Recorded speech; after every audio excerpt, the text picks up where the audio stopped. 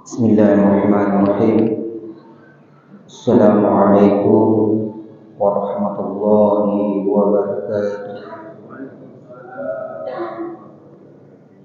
Alhamdulillah, alhamdulillahilladzi qad akhraja nataijal fikri li arba'il hijab hatta badat lahum sumusul ma'rifah ra'au tijaratiha munkashifah nahmaduhu jalla 'alal in'adi bi ni'matil iman wal islam. Asyhadu an la ilaha illallah wa asyhadu anna sayyidana Muhammadan abduhu wa rasuluhu la nabiyya ba'da. Qala Allah ta'ala fil Qur'anil Karim, a'udzu billahi minasy syaithanir rajim. Bismillahirrahmanirrahim.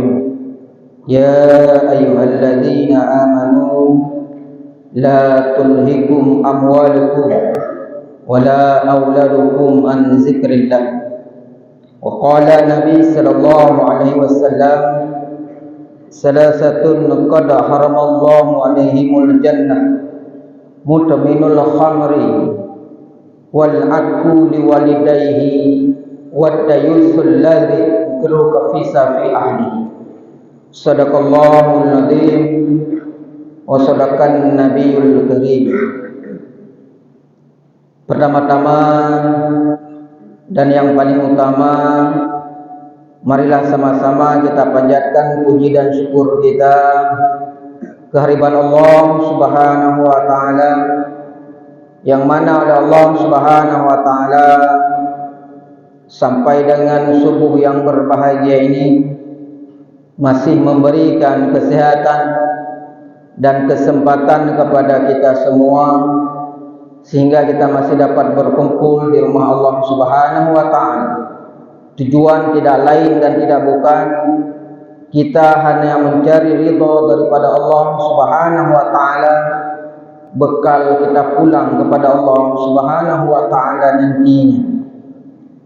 Dan selawat bernadakan salam tidak lupa pula kita sanjung sajikan kepada baginda Rasulullah sallallahu alaihi wasallam, yang mana oleh beliau telah membawa kita dari alam jahiliyah ke alam Islamiah, dari alam menyembah berhala ke alam menyembah Allah Subhanahu wa taala. Dan kata-kata ta'zim dan ikraman pertama sekali kepada Al-Fadhil Al-Mukarram, yaitu Imam Besar Masjid Babul Huda Panggoy, guru kita bersama Walidi. Dan penghormatan saya juga kepada Ustaz Faisal Lamsang yang telah mengundang saya kemari, dan kepada guru-guru gure-gure Muhammad Bandung, dan kepada seluruh jamaah salat subuh yang insyaallah dirahmati oleh Allah Subhanahu wa taala. Allah Subhanahu wa taala mengatakan di dalam Al-Qur'an, ya ayyuhalladzina amanu la tulhikum amwalukum wala auladukum an zikrillah. Dalam ayatnya Allah Subhanahu wa taala nahai orang-orang yang beriman. Ya ayyuhalladzina amanu, wahai orang-orang yang beriman. Ini bukti kasih sayang Allah, bukti cinta Allah kepada orang-orang yang beriman. La tulhikum amwalukum, kata Allah, jangan sekali-kali kamu dilupakan oleh harta-hartamu, kata Allah. Tanya Nabi bacut harta oleh Allah Subhanahu wa taala, sedikit kekayaan oleh Allah Subhanahu wa taala. An zikrillah, jangan sampai kita lupa mengingat Allah Subhanahu wa taala. Kita cari rezeki dimanapun, kemanapun, silahkan, tidak apa-apa. Tetapi ingat konsep hidup, jangan lupa kepada yang memberi rezeki. Tajak minta rezeki je masa bohnya, tapi tanya betua kepada yang beri rezeki. Kita nyobek tua kepada yang juk rezeki. Kami tak rezeki Yang beri rezekinya adalah Allah Subhanahu wa taala. Lum tinggal tuan siro sahabat Rasulullah, seorang sahabat yang sangat-sangat kaya, namanya Abu Talhah. Abu Talhah ini seorang sahabat Rasulullah yang sangat kaya, sehingga Abu Talhah ini sangat banyak kebun kurmanya. Saja kebun kurma Abu Talhah,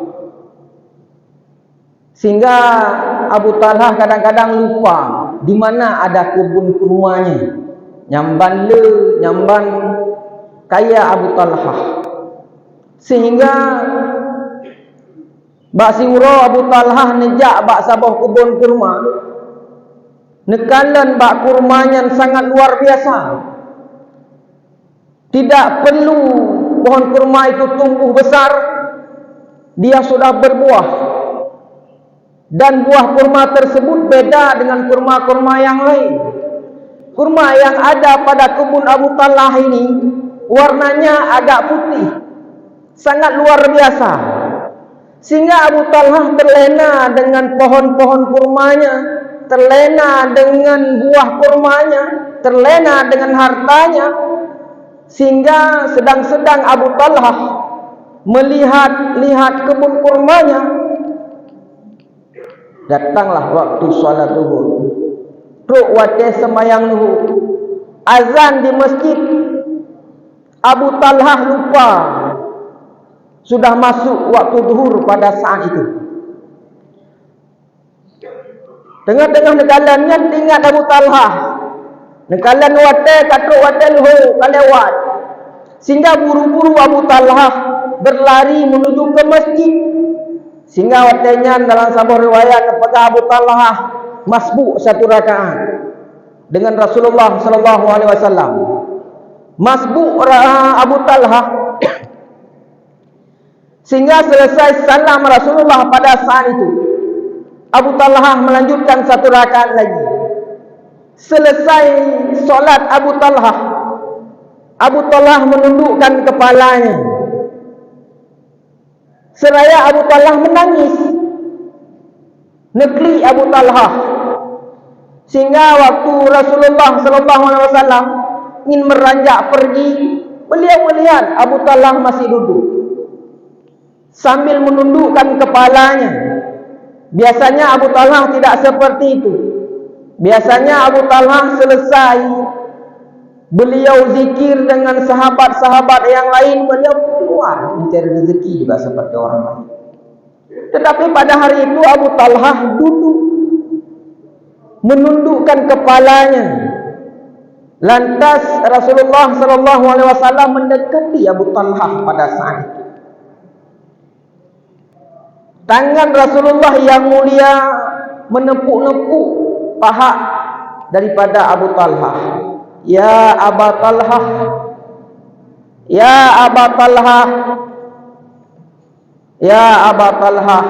3 kali Rasulullah memukul-mukul paha Abu Talhah. Abu Talhah tidak mengangkatkan kepalanya, sehingga derayan air mata turun daripada mata Abu Talhah. Sehingga tangan Rasulullah mengangkat, sehingga menepukkan tangannya di bahu Abu Talhah. Ya Abu Talhah, ya Abu Talhah. 3 kali Rasulullah memanggil Abu Talhah. Abu Talhah tidak mengangkatkan kepalanya. Lantas tangan Rasulullah yang mulia menaruh tangannya di dagu Abu Talhah, mengangkatkan dagu Abu Talhah, mengangkatkan kepala Abu Talhah. Ya Abu Talhah. Sehingga Rasulullah melihat Abu Talhah pada saat itu mengeluarkan air mata yang air matanya bercampur dengan darah. Sehingga Rasulullah pada saat itu bertanya kepada Abu Talhah, ya Abu Talhah, apa yang terjadi terhadapmu ya Abu Talhah? Ceritakan kepadaku ya Abu Talhah, apa yang terjadi kepadamu ya Abu Talhah? sehingga engkau menangis seperti ini? Sehingga Abu Talhah pada saat itu menjawab, ya Rasulullah, demi Allah ya Rasulullah, seandainya engkau ya Rasul tidak mengangkat kepalaku hari ini ya Rasulullah, maka sungguh sampai nyawaku terlepas daripada jasadku ya Rasul, kepalaku ini tidak akan aku naikkan ya Rasulullah. Kenapa ya Abu Talhah? Ya Rasulullah, aku malu dengan Allah ya Rasul. Lut malu dengan Allah ya Rasulullah. Kenapa ya Abu Talhah engkau malu seperti itu kepada Allah? Diceritakan oleh Abu Talhah, ya Rasulullah, bunuh ya Rasul, Lut lonjak bak sabah kurma long ya Rasulullah. Saya terlena dengan kurma-kurmaku ya Rasulullah, di kebunku ya Rasul, sehingga aku telat solat berjamaah denganmu tadi ya Rasulullah. Aku masbuk 1 rakaat ya Rasulullah. Ya Rasul, Abu Talhah 1 rakaat masbuk, nyamban neklik nyamban malik kepada Allah Subhanahu wa taala. Hari ini kita berapa kali pernah masbuk sudah? Uronyo kitanya padiga nak masbuk semayang, sehingga berapa kali kita pernah menyesal dan malu kepada Allah Subhanahu wa taala. Hari ini kita kadang-kadang dikala azan tua-tua raut pura-pura hana darinya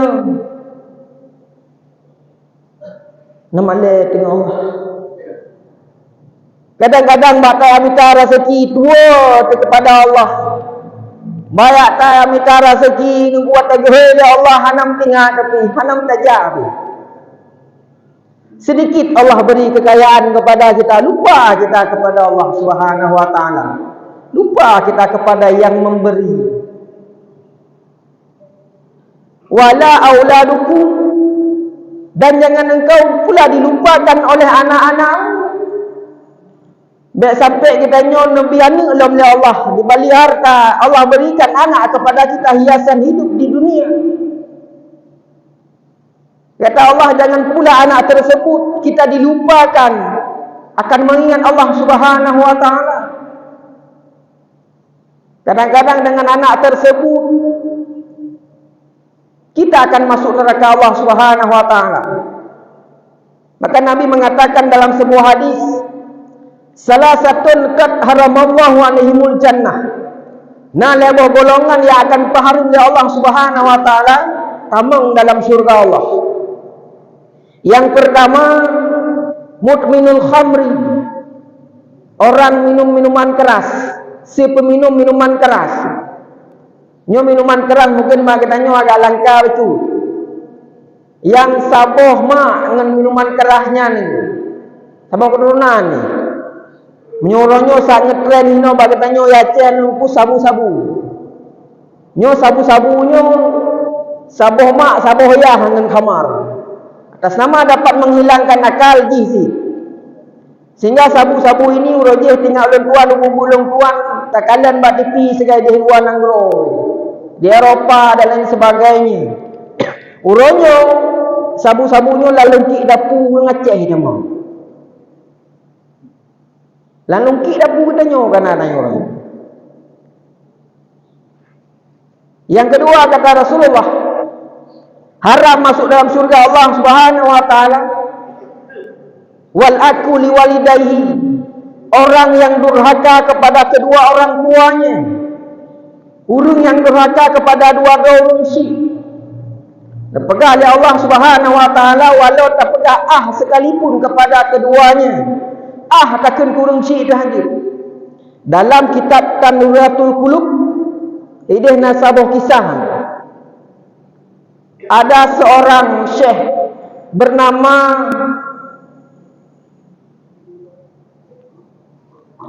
Syekh Ad-Dabbaq. Syekh Ad-Dabbaqnya seorang yang dekat dengan Allah Subhanahu wa taala. Urang yang luar biasa ibadah kepada Allah Subhanahu wa taala. Jadi suatu hari Syekh Abdul Aziz Ad-Dabbaq ini dijumpai oleh malaikat Allah Subhanahu wa taala. Wahai Abdul Aziz Ad-Dabbagh, engkau beribadah kepada Allah Subhanahu wa taala sangat luar biasa. Tidak pernah luput, hendak pernah tinggal ke sembahyang tepat pada waktunya. Engkau beribadah kepada Allah Subhanahu wa taala sangat luar biasa. Tapi wahai Syekh Abdul Aziz Ad-Dabbagh, aku melihat namamu tertulis di Lauh Mahfuz sebagai penghuni nerakanya Allah Subhanahu wa taala. Apa jawab Syekh Abdul Aziz Ad-Dabbagh? Wahai malaikat Allah Subhanahu wa taala, tugasku seorang hamba beribadah kepada Allah Subhanahu wa taala. Tugasku seorang hamba taat dan patuh di atas perintah Allah Subhanahu wa taala. Min haitsu syurga dan neraka itu hak prioritas Allah Subhanahu wa taala. Diberikan aku syurga, alhamdulillah. Nijuk neraka nyan hak Allah. Baik kalau seperti itu. Kembali malaikat. Beberapa hari setelah itu, malaikat kembali lagi. Wahai Syekh Abdul Aziz Ad-Dabbagh, ada berita bagus untukmu. Apa itu? Aku melihat Allah Subhanahu wa taala telah merubah namamu di Lauh Mahfuz dari penghuni neraka menjadi penghuni syurga. Lantas Syekh Abdul Aziz Ad-Dabbagh juga menjawab,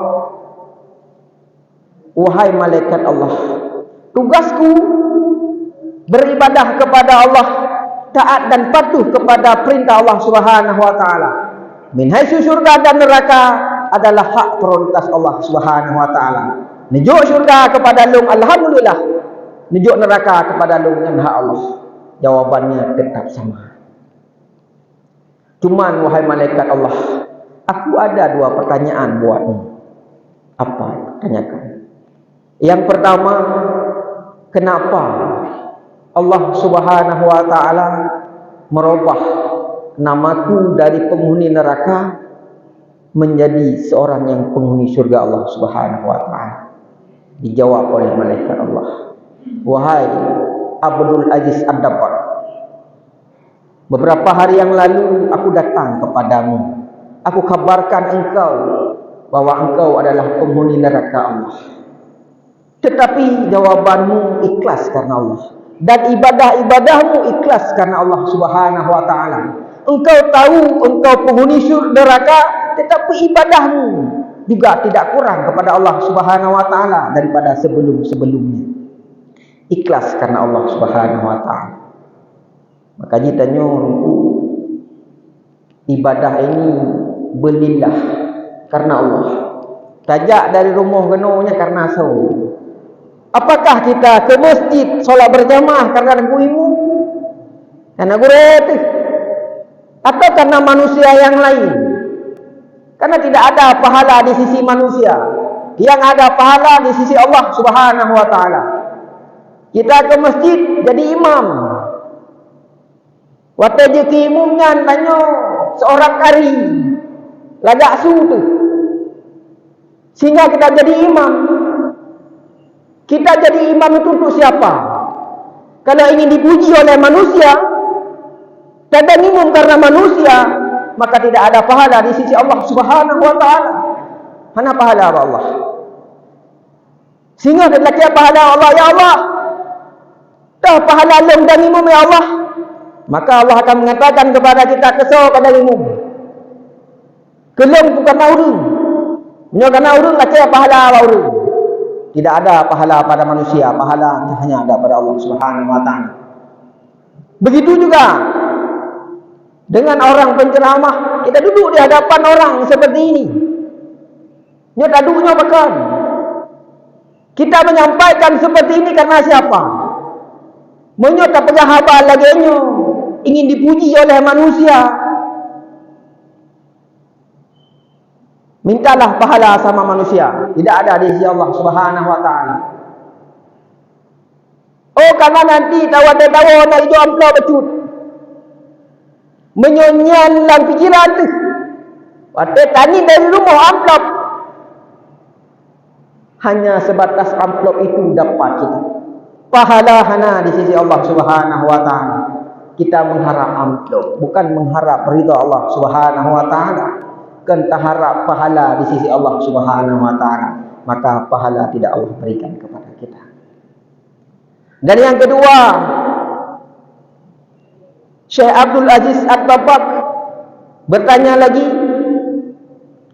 wahai malaikat Allah, yang kedua, kenapa sebelum Allah robah namaku, aku menjadi penghuni neraka? Salah lu. Apa salahku wahai malaikat Allah? Dijawab oleh malaikat Allah pada saat itu, wahai Abdul Aziz Ad-Dabbagh, ingatkah engkau pada saat umurmu 15 tahun dulu, engkau tidur di sebuah kamar, engkau mendengar sayup-sayup suara telapak kaki ibumu datang kepadamu. Engkau tahu pada saat itu ibumu ingin menyuruh engkau untuk pergi ke pekan, ingin menyuruh engkau berbelanja, tetapi pada saat itu engkau berpura-pura tidur. Pada saat itulah wahai Abdul Aziz Ad-Dabbagh, engkau dicap oleh Allah Subhanahu wa taala, engkau adalah anak durhaka.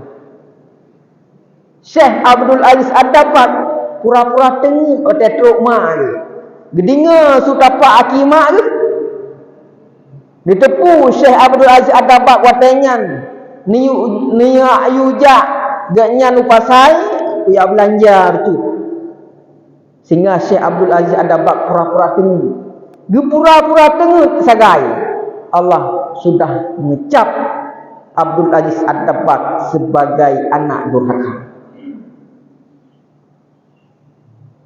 Ini pura-pura tengok. Nabi Allah Musa alaihissalam, bak siura Nabi Allah Musa bertanya kepada Allah Subhanahu wa taala, ya Allah, sonte ya Allah yang akan menjadi pendamping udip belum lang syurga ya Allah.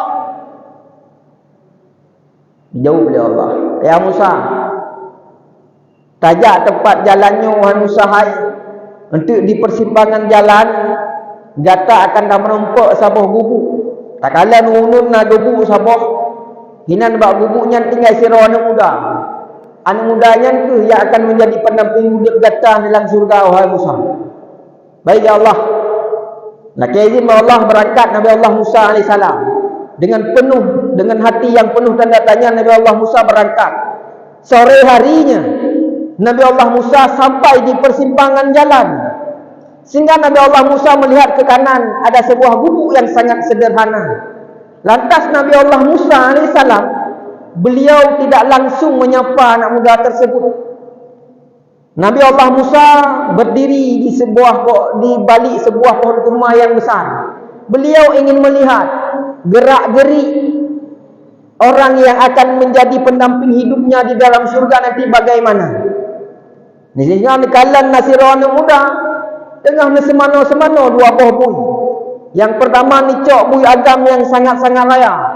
Di semana le anak muda tersebut ngeplay pakai sabun, ahli pakai sabun sehingga dibilas dengan bersih, dipakai anu elak dengan bersih, sehingga dia cium di kepalanya, dia cium di badannya, dia cium di kakinya, lantas dia masukkan ke dalam kandang.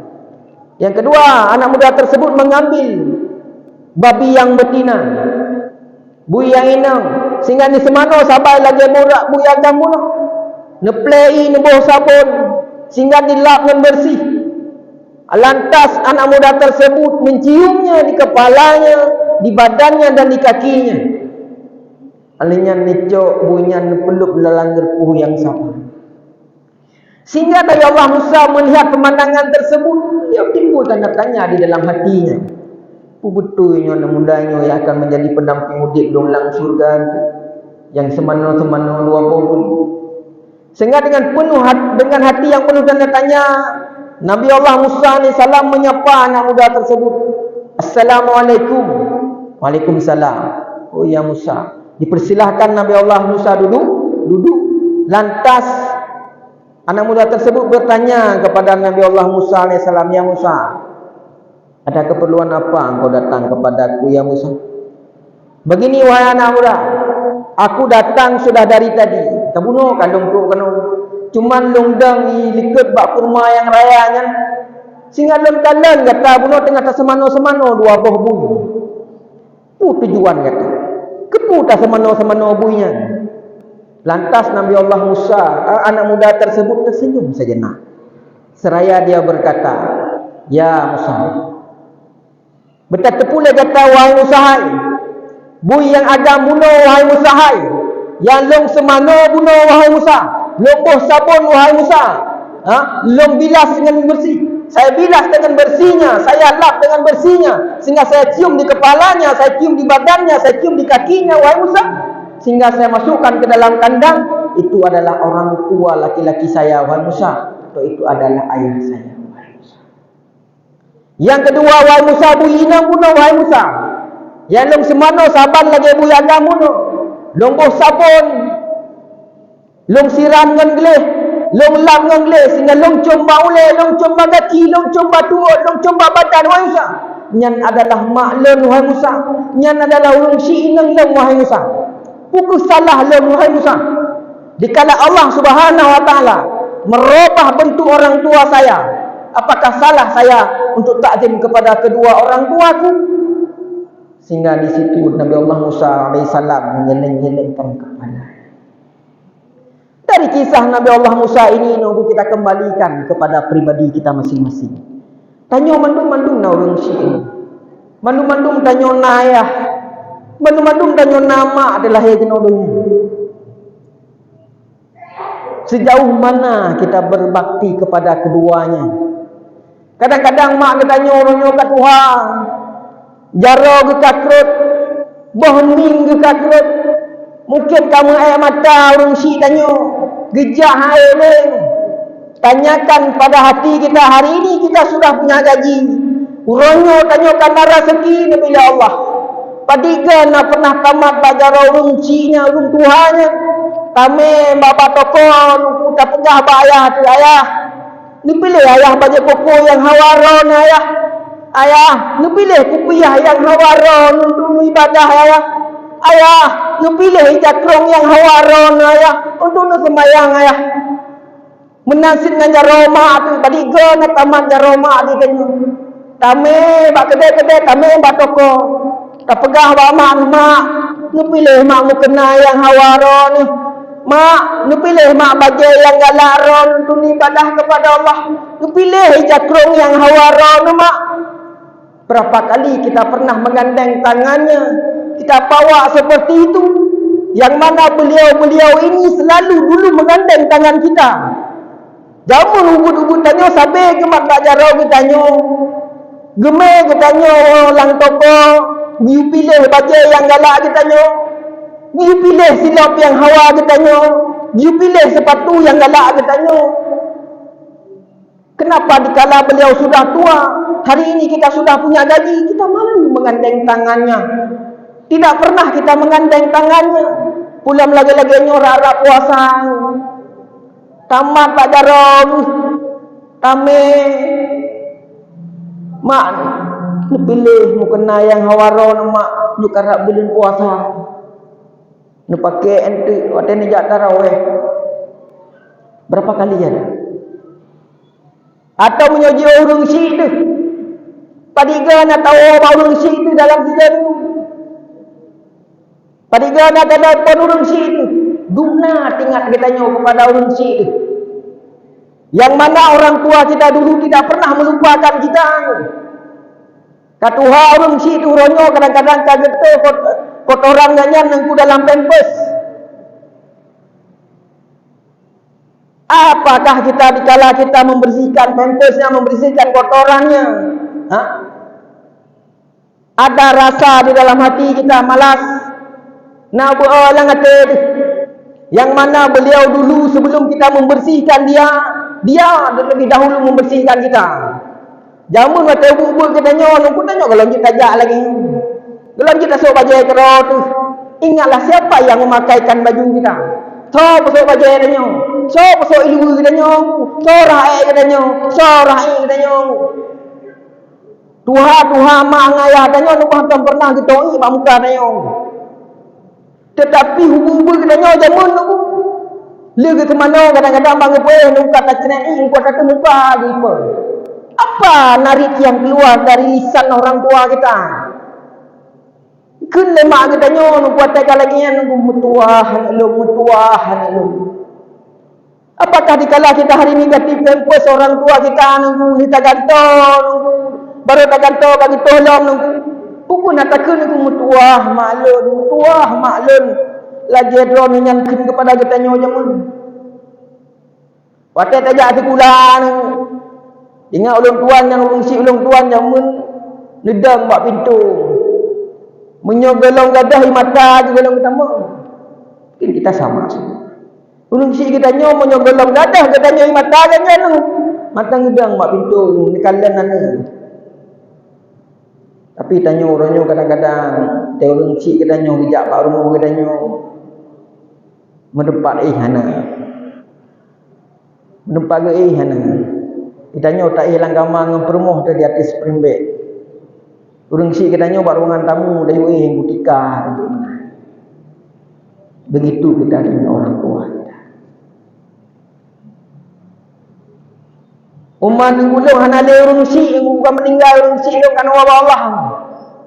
Nah cara berbakti dalam kitab Yanatul Talibin jilid yang kedua pegang halaman 142 dalam menulis nah hadis. Barang siapa ziarah ke kubur orang tuanya atau salah satu keduanya, tanya tajak tak ziarah bak kubur mak tu atau bak kubur ayah tu. Tiap-tiap hari Jumaat nangku, 3 Jumaat ayah nangku.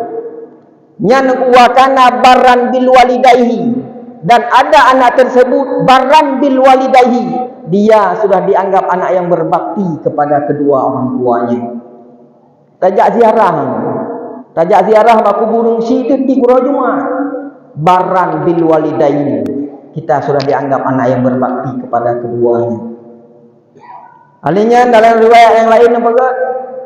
Kita ziarah kubur orang tua kita setiap hari Jumaat. Lantas di situ kita baca Yasin. Tak buka surah Yasin tak baca, bak ulai urungsi. Kita duduk di bahagian kepalanya. Lantas kita membaca surah Yasin. Maka Allah Subhanahu wa taala akan menghapuskan dosa orang tua kita. Ubena huruf yang nalang surat Yasin tersebut. Huruf yang ada dalam surat Yasin tersebut ubena dumnan ke gepampun dosa urungsi kitanya. Ya Allah Subhanahu wa taala. Ini cara berbakti dikala orang tua kita telah kembali kepada Allah Subhanahu wa taala. Atau tajak masjid lagi yo. Lewat celeng itu kena yo. Pernah enggak terbesit di dalam hati dikala kita masukkan sedikit sedekah ke dalam celeng tersebut? Tanilah ngata, ya Rabbi ya Sayyidi ya Maulana. Nepetro ya Allah sedekah lenuronyonyo ya Allah kepada urung silong yang kahanale ya Allah. Nah pernah terbesilang hati itu. Inilah bakti kepada kedua. Dan yang ketiga kata Rasulullah, Dayus adalah allazi yukiruka fi safi ahlihi. Orang-orang yang menanamkan perbuatan dosa fi ahlihi pada keluarganya. Harum dalam syurga Allah urang yang tanam dosa bak keluarga. Tak contoh. Uronyo tanyo nani. Hanya nak promoh. Dikala anak kita tidak paham masalah agama, hanya mumpung masalah agama, tanyo dayus, tanyo urung si harum dalam syurga. Uronyo daurah minggu lagi yo. Anu hantam pernah terpegel. Pakan karena hanya jai kuda, yang tanyo dayus. Urang biasa tak pegel karena jai kuda, yang tanyo dayus. Karena orang minggu hanya prih mayang hukum tetap berjalan. Kita dayus. Kita punya anak. Nak ayah jauh pun anu yang karena babunya cukup jalan mampan. Nepegat dalam kitab An-Nawadir ini Nasirul Qadi, seorang qadi meninggal, qadinya istrinya sedang mengandung, sehingga berselang waktu lahirlah anaknya. Qadinya kan meninggal, lahir, gerawat di permoh qadi guna, sehingga tumbuh remaja anak tersebut, sehingga dia ajak bak sebuah tempat menuntut ilmu. Surah katanya bak balik atau bak dayah, surah katanya yajib. Sehingga anak tersebut baru belajar Bismillahirrahmanirrahim. Dia sedang menulis Bismillahirrahmanirrahim.